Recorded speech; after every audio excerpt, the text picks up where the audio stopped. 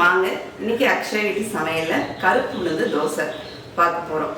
இது பாத்தீங்கன்னா ஸ்ரீரங்கம் ஸ்பெஷல் அழகர் கோயில் தோசை, கருப்பு உளுந்து தோசை. மகளிர் தினம் ஸ்பெஷலா பாத்தீங்கன்னா நமக்கு இன்னைக்கு கருப்பு உளுந்து தோசை செய்வோம். எல்லா பெண்களுக்கும் பாத்தீங்கன்னா மகளிர் தின நல்வாழ்த்துக்கள் சொல்லிக்கலாம். பெண்கள் பாத்தீங்கன்னா விண்ணிலும் மண்ணிலும் சாதிச்சுட்டே இருக்காங்க.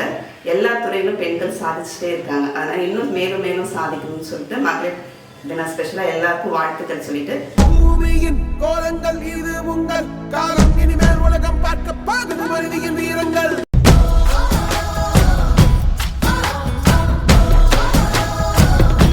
ஏற்கனவே நம்ம சேனல்ல வந்து பெண்களுக்கு ஆரோக்கியமானதுல கருப்பு உளுந்து கஞ்சி போட்டிருக்கேன்.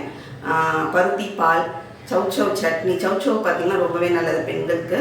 கூட்டு எல்லாம் போட்டிருக்கோம். நம்ம சப்ஸ்கிரைபரும் நம்ம கேட்டிருந்தாங்க கரெக்டாக கருப்பு உளுந்து தோசை செஞ்சு காமிங்கன்னு சொல்லிட்டு. இப்போ பார்த்தீங்கன்னா நம்ம வந்து பச்சரிசி எடுத்துக்கலாம். இந்த தோசைக்கு பார்த்தீங்கன்னா பச்சரிசி எடுத்துக்கிறது நல்லது. 1.25 கிளாஸ் பச்சரிசிக்கு 1/4 கிளாஸ் முழு கருப்பு உளுந்து எடுத்திருக்கேன். அப்படி முழு கருப்பு உளுந்து இல்லைன்னா நீங்கள் வந்து பாதி உளுந்து கூட சேர்த்துக்குங்க. அது ஒரு கைப்பிடி கூட போட்டுக்குங்க.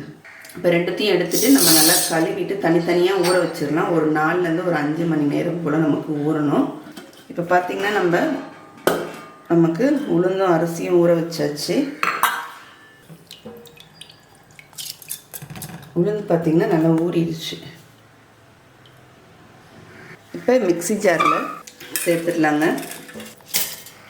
அது கூடவே உளுந்தையும் சேர்த்துடலாம். இப்போ கருப்பு உளுந்து தோசைக்கு பார்த்திங்கன்னா நம்ம உளுந்து தோலோட தான் நமக்கு உளுந்து போடணும். தண்ணி சேர்த்து நம்ம அரைச்சிக்கலாம்.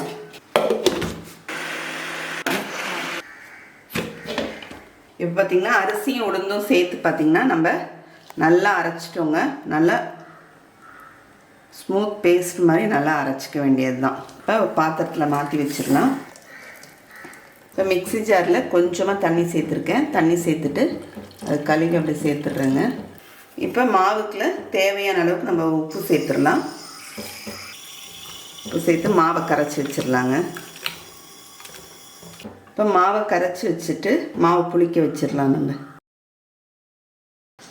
இந்த தோசை பார்த்திங்கன்னா கோயிலில் கொடுக்கும்போது பிரசாதமாக வெறுமனே தான் கொடுப்பாங்க. இன்றைக்கி நம்ம வீட்டில் நம்ம செய்கிறதுனால இதுக்கு ஒரு சிம்பிளாக ஒரு தேங்காய் சட்னி அரைச்சிடலாங்க.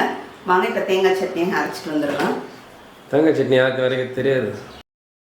இப்படில சில பேர் கமெண்ட்ஸ்லேயும் கேட்டிருந்தீங்க தேங்காய் சட்னி வேணும்னிட்டு.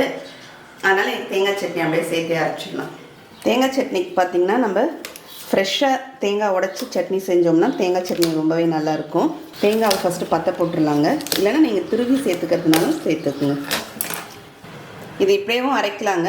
இன்னொரு உங்களுக்கு ரொம்ப ஒயிட்டாக வேணும்னு நினச்சிங்கன்னா நம்ம வந்து மேலே இருக்கிற இந்த கருப்பு பகுதியை மட்டும் நம்ம எடுத்துடலாம். இப்படி எடுத்துட்டோம்னா தேங்காய் சட்னி ரொம்பவே வெள்ளையாக கிடைக்கும். திருவி சேர்த்தோம்னா இந்த மேலே இருக்கிற அந்த பூவை மட்டும் வெள்ளையாக அப்படியே திருவி எடுத்துக்கலாம். இப்போ தேங்காவை பார்த்தோம்னா நம்ம இந்த கருப்பு பகுதியெல்லாம் நம்ம எல்லாத்தையும் எடுத்து வச்சுட்டோம். இப்போ மிக்ஸி ஜாரில் சேர்த்துடலாங்க. ஃபஸ்ட்டு வெறுமனே ஒரு ஓட்டிட்டு வந்துடுறேன். இப்போ காரத்துக்கு பச்சை மிளகாய் சேர்த்துக்கலாம். இப்போ பொட்டுக்கடலை சேர்த்துக்கலாங்க. பொட்டுக்கடலை பார்த்திங்கன்னா கொஞ்சமாக தான் தேங்காய் சட்னிக்கு சேர்த்தா நல்லாயிருக்கும். 1 டேபிள் ஸ்பூன் அளவுக்கு தான் பொட்டுக்கடலை சேர்க்கணும். அப்போ தான் டேஸ்ட் பார்த்திங்கன்னா ரொம்பவே நல்லாயிருக்கும். நம்ம பொட்டுக்கடலை அதிகமாக சேர்த்தோம்னா ஒரு மாதிரி பொட்டுக்கடலையுடைய அந்த டேஸ்ட்டுக்கு வந்துடும். தேங்காய் சட்னினா பொட்டுக்கடலை கம்மியாக இருந்துச்சுன்னா வெள்ளையும் சட்னியும் பார்த்திங்கன்னா நல்லா வெள்ளையாகவும் இருக்கும். டேஸ்ட்டும் பார்த்திங்கன்னா ரொம்ப நல்லாயிருக்கும். அப்புறம் சட்னிக்கு தேவையான அளவுக்கு கல் உப்பு சேர்த்துக்கிறேன். இப்போ தண்ணி கொஞ்சமாக சேர்த்துக்கலாங்க. சேர்த்துட்டு அரைச்சிட்டு வந்துடலாம். இப்போ சட்னி பார்த்திங்கன்னா நம்ம அரைச்சி எடுத்துகிட்டு வந்துட்டோம் பாருங்கள். தண்ணி சேர்த்து நமக்கு ரொம்ப மைய பேஸ்ட்டாக அரைக்க வேணாம், கொஞ்சம் திட்டமாக அரைச்சி எடுத்துக்கலாம். அதே மாதிரி சட்னியில் பார்த்திங்கன்னா நல்லா காரமான பச்சை மிளகாய் போட்டோம்னா நமக்கு 1 போட்டாவே இருக்கும். நமக்கு காரம் கம்மியாக பச்சை மிளகாய் போடும்போது பார்த்திங்கன்னா கூட நமக்கு பச்சை மிளகாய் சேர்க்கும்போது சட்னி பார்த்திங்கன்னா கொஞ்சம் பச்சை கலரில் மாறுறதுக்கு வாய்ப்பு இருக்குது. கொஞ்சம் காரமாக இருந்துச்சுன்னு வச்சுங்களேன், 1 மிளகா 2 மிளகா சேர்த்தாவே நமக்கு சட்னி காரம் திட்டமாக இருக்கும். சட்னியும் வெள்ளை வெள்ளைன்னு இருக்கும். இப்போ மாற்றிடலாம் ஒரு பவுலில். கொஞ்சமாக தண்ணி சேர்த்து இந்த சட்னி பார்த்திங்கன்னா தேங்காய் சட்னி பார்த்திங்கன்னா பிகினர்ஸ்க்காக தாங்க நிறைய கேட்டிருந்தாங்க. அதனால பிகினர்ஸ்க்காக தான் நான் வந்து தேங்காய் சட்னி இப்போ ஷேர் பண்ணிக்கிறேன். இப்போ சட்னிக்கு தாளித்து சேர்த்துடலாங்க. இப்போ சட்னி தாளிக்கிறதுக்கு தாளிப்பு கரண்டி எடுத்து வச்சுருக்கேங்க. கொஞ்சமாக எண்ணெய் சேர்த்துக்கிறேன். இப்போ எண்ணெய் காஞ்சோடனே ஒரு 1/4 ஸ்பூன் கடுகு சேர்த்துக்கலாம். கடுகு பொரியும் போதே 1 ஸ்பூன் உளுத்தம்பருப்பு, ஒரு காஞ்ச மிளகாய் எடுத்துட்டு கருவேப்பிலை இப்படி போட்டுக்கலாங்க. கருவேப்பிலை சேர்த்து அப்படியே தாளித்து கொட்டிடலாம். இப்போ ஒரு இடிக்கிறதுல 1 டேபிள் ஸ்பூன் அளவுக்கு மிளகு சேர்த்துக்கிறேங்க. மிளகு சேர்த்துருக்கேன். 1 டேபிள் ஸ்பூன் ஜீரகம் சேர்த்துருக்கேன். ரெண்டுத்தையும் நம்ம வந்து நல்லா கொரன்னு தட்டி எடுத்துகிட்டு வந்துடலாம். இப்போ பார்த்திங்கன்னா இந்த மாதிரி நல்லா நம்ம கொரன்னு கொஞ்சம் இடிச்சிட்டு வந்துடணும். நீங்கள் பார்த்திங்கன்னா இதை மிக்சியில் கூட ஒரு ஓட்டி எடுத்துக்கலாங்க. இப்போ நம்ம மாவு அரைச்சி ஒரு 3 மணி நேரம் ஆயிடுச்சு. இப்போ இந்த பொடியை வந்து நம்ம இதில் சேர்த்துடலாம்.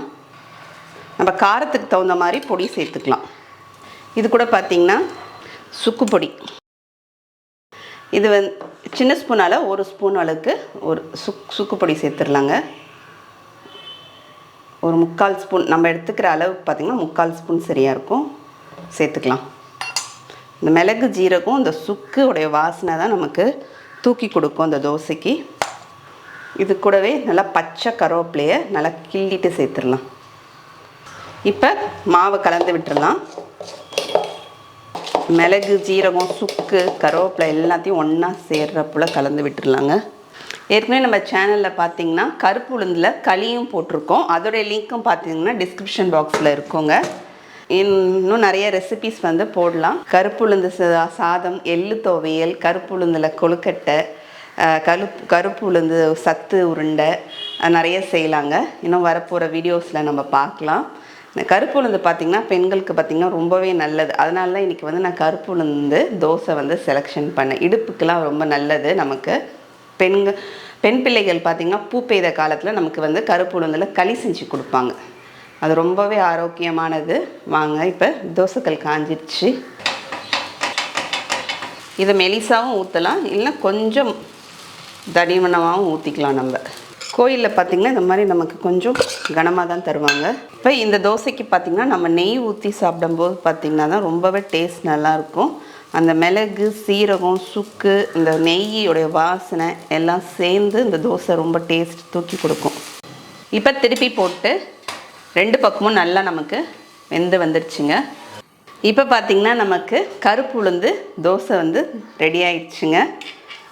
நல்லா வந்து தோசை ஊற்றும் போதே பார்த்திங்கன்னா நல்லா நமக்கு பார்த்திங்கன்னா நெய் அந்த மிளகு சீரகம் சுக்கோடைய வாசனை நமக்கு நல்லா வீட்டில் வரும். தோசை பார்த்திங்கன்னா அந்த வெறுமனே சாப்பிட்றதுக்கும் ரொம்பவே நல்லா இருக்குது.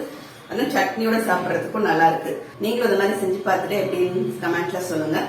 அடுத்த வீடியோவில் பார்க்கலாம். தேங்க்யூ.